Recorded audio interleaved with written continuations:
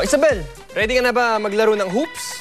Ready, pero teka, isama muna natin ang I believe nating si Charisse. Ay, si Charisse? Sige, okay yan. Hi, Chris! Hi, Ben! Maglalaro daw tayo ng hula hoop? Oo. Ay, hindi. Mamaya pa yung hula hoop.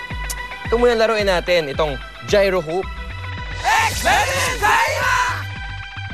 Oh, subukan mo. Okay. Okay na Ngunit yan. maaari mo bang hawakan No ang aking problem, I mahiwagang? got it. Huwag mong amuyin, ha? Okay.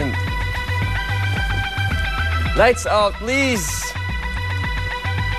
Alam nyo, wala akong kaide-ideya kung paano gamitin itong gyro hoop.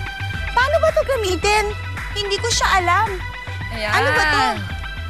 Hindi tinuro sa akin ng mga magulang ko. Ha! Aba, ang galing naman. Tara, dito ka. Kung wari ka pang Galing. wala kang ka-ideya, ha? Wala talaga. Saan yun? Parang ito Natural? ay... Parang naging isa kami ng gyro hoop. Okay. Question, Chris. Ano bang diferensya ng gyro hoop sa hula hoop? Ay, magandang tanong yan, Bel. Ito, meron tayo ditong regular na hula hoop, okay?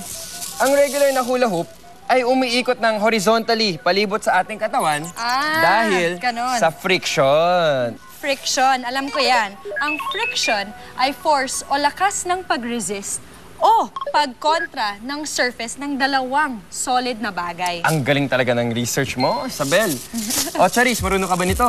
Ang galing-galing mo sa gyro. Ito, Magaling ako sa gyro. itong regular na hula hoop, ayaw mo? Magaling ako sa gyro. Oh, sige na nga. I guess hindi ka marunong nito, kaya yung sabi mo, si Bel na lang.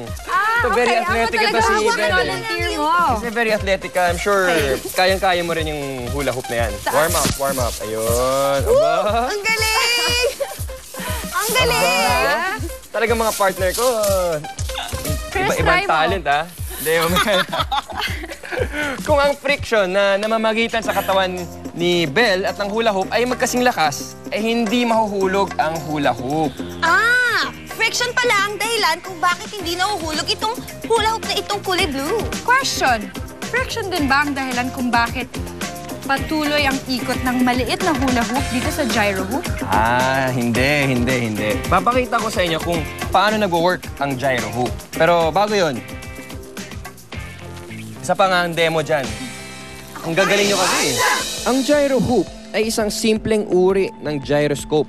Ang outer hoop na mas malaki ang nagsisilbing gyroscope frame. At ang mas maliit na hoop naman sa loob ay ang tinatawag na gimbal.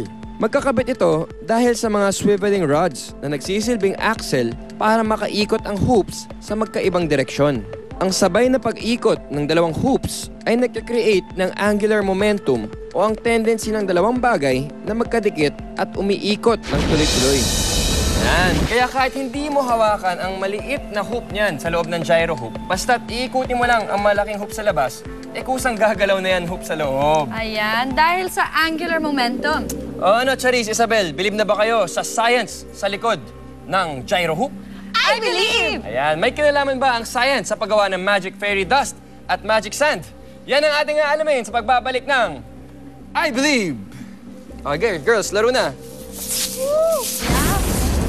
Susunod sa I Believe. 砂でございます。これは